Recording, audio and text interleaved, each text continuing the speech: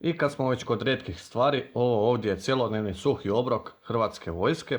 Dakle, CSO je direktni nasljednik SDO-a iz Jugoslavije, a ovaj paket CSO je naslijedio IBO paket, odnosno individualni borbeni obrok Hrvatske vojske, koji je pakiran u sličnu vrećicu, međutim vidite da su natpisi drugačiji. I još jedna razlika je da je ovaj novi paket rađen po NATO standardima, za što imate i ovdje stanak 2937. I vidite još po nekim detaljima da se razlikuju ova dva paketa. Dok je na CSO-u napisano jednostavno cjelodnevni suhi obrok, CSO HV, Croatian Army Whole Day Food Ration, najbolje upotrijebiti do, otisnuto na varu. Dakle, otisnuto je ovdje. Datum do koje je najbolje upotrijebiti ovaj paket je bio 23.7.2009. Znači ovo je CSO iz 2007. Na stražnjoj strani nemate ništa. Dakle, nema natpis za stanak i vidite da nema uputstva za maksimalnu i minimalnu temperaturu te vlažnost zraka za čuvanje ovog paketa. Još jedna od zanimljivosti, ovaj paket je pakiran u vrećicu koja je otporna na kemijski napad. A sada izvadimo kutiju. Dakle, natpisi su slični kao i na vrećici, a odmah možemo usporediti i novi IBO paket. Čini mi se da je kutija u novom IBO paketu nešto veća od starog CSO paketa. I evo ga, to je legendarni CSO paket Hrvatske vojske. Dakle, vitaminski napitak s prirodnom aromom naranče, Ponita, proizvodi Podravka. Ovdje vidite sastav i energetske vrijednosti, dakle 20 grama.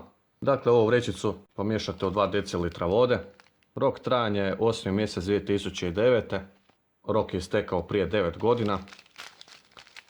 Idemo dalje. Jetrena pašteta od Podravke. I dalje izgleda sasvim ok. Rok je istekao 2011. Ovdje imamo sardine u biljnom ulju. Rok je istekao 2011. Silky and Cool antiseptična maramica s mirisom. 3 komada. Proizvodi Coleman Cosmetics. Kava Bon, bez kojeg niš ne može postojati. Papaja. Pakirano u atmosferi dušika. Ananas Ducati. Pileći narezak. Rok također do 2011. Goveđi gulaš. Rok istekao 2011. Kokošija juha. Instant čaj s aromom breskve. Dakle, ovaj papir je identičan kao i novom individualnom obroku. Dakle, sadržaj paketa. Desertna čokolada od Zvečeva. Rok istekao 2009. Legendarni keks. Dakle, Rambo keks. Za vas koji ste mlađi, koji ne znate kako je Rambo keks bio pakiran. Evo vidite ga ovdje. Rok je istekao 2009. I to se sve nalazilo ovako u maskirnom pakiranju.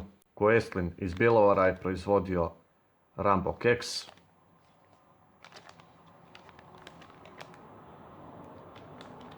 I zadnje u paketu su ova 2 meda po 20 grama. I to bi bilo sve za CSO Hrvatske vojske, meni broj 2. Vidite neke stvari ovdje koje su drugačije nego danas. Konzerve su se i dalje dobro održale, tako da to sve izgleda sasvim ok. I dakle, ovo je još jedan paket koji će ostati u kolekciji, ovak zapakiran kak je, malo za uspomenu.